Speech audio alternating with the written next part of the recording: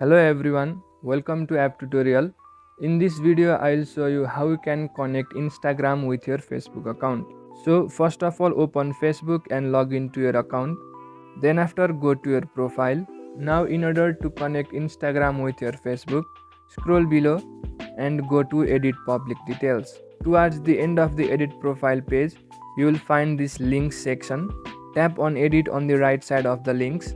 Then you will find social links and the website sections. In order to connect your Instagram, tap on add social link. Then select the platform as Instagram. Then add your username. After you add your Instagram username, tap on save on the top right side. As you do that, your Instagram account will be successfully linked with the Facebook account. So in this way you can connect Instagram with Facebook. Well, that's it for the video. Make sure to leave a like if you found this helpful and subscribe to the channel for further videos.